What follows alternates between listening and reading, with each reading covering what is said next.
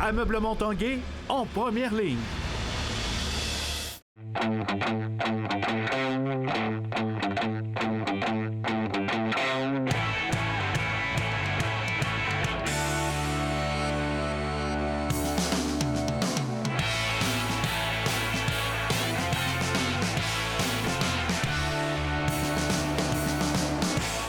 À tous un bon jeudi. Bienvenue à l'Esprit sportif, aujourd'hui consacré entièrement à la présentation du week-end du 22e marathon SSQ de Québec. Un peu plus tard dans l'émission, on parlera du parcours entièrement Québec. On rencontre l'une des participantes à l'événement. On parlera également de l'équipement d'un coureur à pied. Mais d'abord, conférence de presse de l'événement ce matin.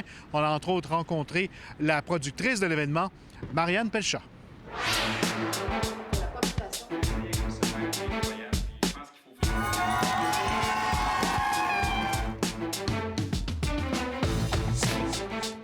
Marianne Pelchat, bienvenue à l'Esprit sportif.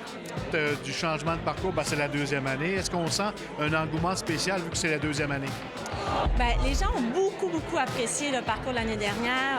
Tous les commentaires qu'on a eus sur Facebook ou ailleurs, ou même la revue de presse qu'on peut regarder, on voit que les gens ont apprécié ce parcours-là, un parcours 100% Québec, un parcours carte postale. On l'a amélioré un petit peu, mais je pense qu'on leur offre encore un très beau produit puis ils vont pouvoir bien s'amuser. Quand on regarde la participation, ça vient de partout encore? On a des records?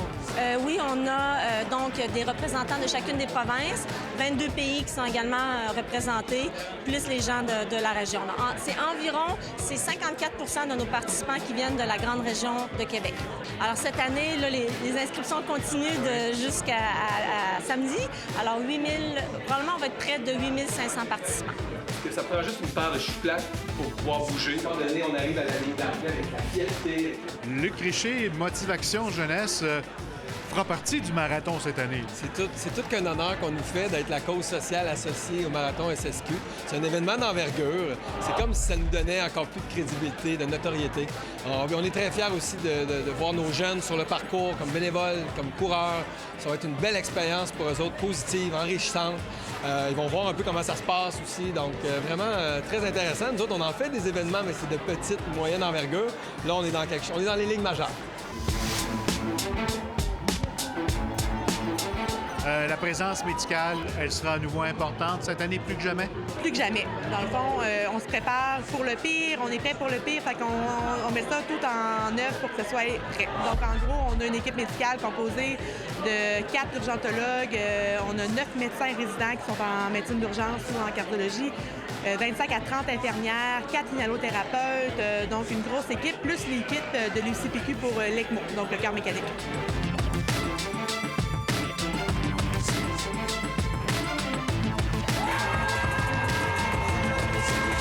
C'est un week-end, c'est une fête de la course à pied en fin de semaine à Québec. Qu'est-ce qui entoure le marathon et les courses?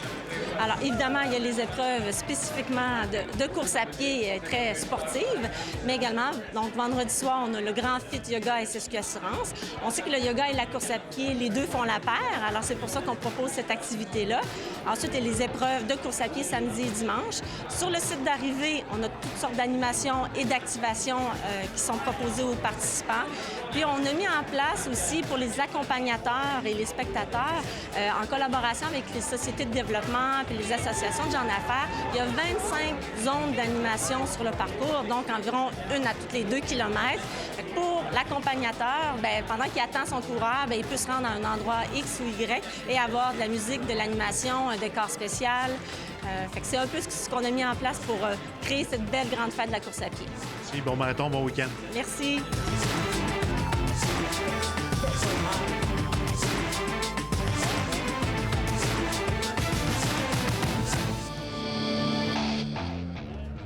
Bien se chausser pour faire de la course à pied, c'est important. Les coureurs ont maintenant l'embarras du choix dans les boutiques spécialisées, et ce, quels que soient leurs besoins. En fait, la course à pied, c'est un stress articulaire. On court. Il y en a qui vont faire le 42. Fait qu'imaginez 4 heures, des milliers de pas.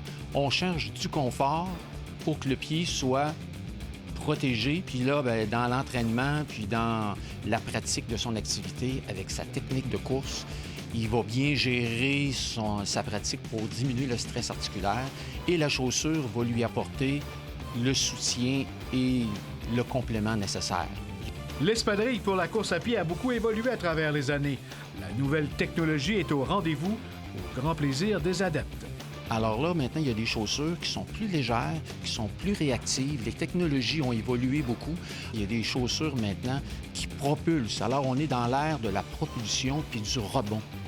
Quelle est la qualité numéro 1 d'une bonne chaussure de course?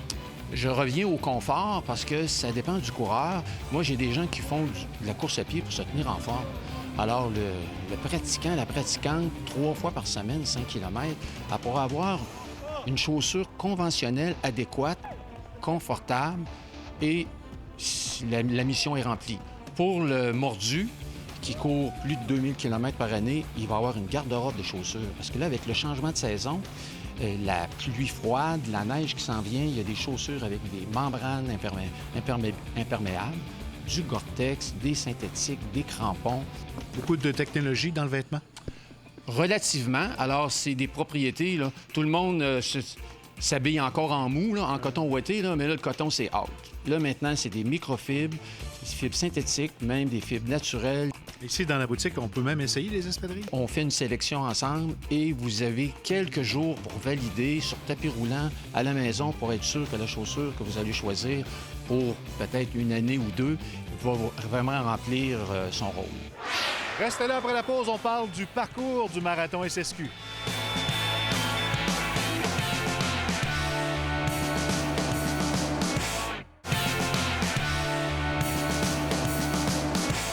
On poursuit notre spécial Marathon SSQ de Québec à l'Esprit sportif en vous présentant un reportage de Jonathan Fournier qui, cette semaine, a rencontré l'une des participantes, Karine Lefebvre. Mais d'abord, il nous parle du parcours entièrement à Québec à lequel on a apporté quelques modifications.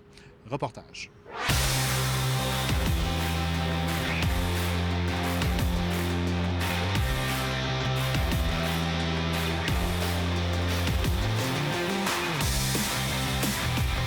Marianne, 22e édition du Marathon SSQ Assurance de Québec, 2e édition du parcours 100% Québec. Le parcours, comment on le décrirait? Alors, notre parcours 100% Québec, l'an dernier, c'était en effet la première édition. Le parti pris qu'on a pris à ce moment-là, c'est de faire un parcours carte postale. On veut vraiment que le Marathon de Québec soit un marathon de destination. Alors, lorsqu'on a dessiné le parcours, on a fait en sorte vraiment de rallier, de regrouper les plus beaux quartiers, les plus beaux atouts de la Ville de Québec pour en faire un beau marathon carte postale. Et les coureurs, souvent, peuvent le subdiviser en quelques étapes? Oui, on peut penser qu'un coureur, dans sa tête, pour se préparer à franchir 42,2 km, va le diviser en 4, grosso modo. Alors, on peut penser à ce moment-là qu'on a la première partie du parcours qui nous amène du départ jusqu'ici où on se trouve en ce moment, le long de la rivière Saint-Charles. Le départ au Grand Théâtre. Le départ à proximité du Grand Théâtre au Parc de l'Amérique française. Alors, cette première partie-là, elle est en descente. Les 4-5 premiers kilomètres, là, il va falloir que le coureur se prépare un peu à cette descente-là pour ne pas se taxer trop. Ensuite, il arrive ici, le long de la rivière Saint-Charles, dans un environnement de nature. Alors, il va se retrouver un petit peu plus dans sa bulle pour ensuite, après avoir traversé les Limoilou et Saint-Roch, Saint-Sauveur, retourner dans le Vieux-Port et dans le Vieux-Québec. Là, il va y avoir beaucoup de monde parce qu'il y a des touristes, il y a des croisiéristes, ça bouge. Il y a également le demi-marathon qui passe là à peu près au même moment. Fait qu'il y a beaucoup de coureurs, un beau peloton. Ensuite, le coureur, pour la troisième partie de son parcours, se retrouve sur les plaines. Encore une fois, il va probablement retourner un peu dans sa bulle à ce moment-là pour franchir les vallons des plaines. Et la dernière partie, c'est la partie de Sillery. Les demi-marathoniens, eux, ont fait un demi-tour à l'avenue Maguire pour retourner au départ, alors que le marathonien, lui, continue pour faire environ 5-6 km dans Sillery et retourner vers le fil d'arrivée qui est sur Grande Allée.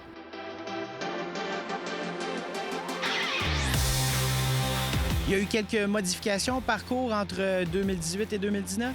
Oui, alors l'année dernière, à la suite de l'événement, on a pris en note là, certains commentaires aussi des coureurs. On est toujours à l'écoute de leurs commentaires. On fait un sondage post-événement après chaque événement, puis on avait noté là, quelques points à améliorer.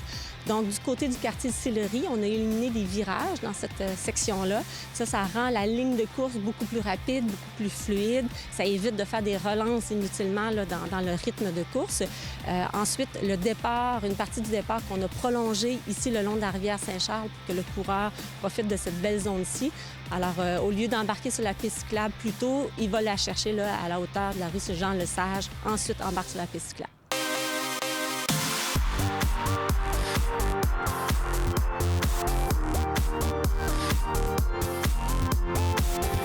Karine Lefebvre, en tant que finaliste du demi-marathon de Lévis un peu plus tôt au printemps et gagnante de celui de 2018, comment on se prépare à celui de Québec? En fait, le demi-marathon de Québec est pour moi comme la cerise sur le sundae pour ma saison de course. Donc, c'est comme la continuité de ce que j'ai fait durant le printemps comme préparation et durant l'été. Alors, j'ai gambadé sur le parcours du demi-marathon à quelques reprises pour me faire à l'idée là, des différents dénivelés et également des beautés du parcours.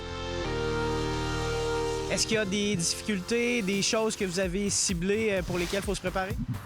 En fait, c'est plus la difficulté de bien gérer la distance avec les différents, les descentes, les montées qu'il y aura aussi. Donc, de bien doser l'effort à ce niveau-là. Ayant gagné celui de Lévis, est-ce qu'on a des objectifs pour celui de Québec? Bien, il est certain que j'aimerais clore la saison avec un bon temps pour moi. Donc, un bon temps pour moi cette année serait de conclure avec 1h20 aux alentours de. Et donc, avoir un bon classement également avec les filles, parmi les filles qui seront là. Le volume de course dans une semaine, ça peut ressembler à quoi? Ça peut varier entre 60 et 80 km, là, tout dépendant des semaines d'entraînement. C'est sûr que c'est d'avoir un équilibre dans la vie, là, bien manger, bien dormir, s'entraîner, bien doser l'entraînement, c'est le secret. Les journées avant la compétition, là, c'est de ne pas faire d'erreurs et de se surentraîner aussi, là, de prendre des moments de repos, puis de prendre du temps pour soi là, pour bien récupérer.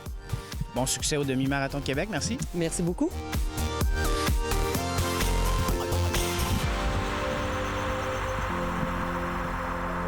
Alors, en terminant, on souhaite bonne chance à tous les participants au week-end du marathon SSQ dans toutes les distances.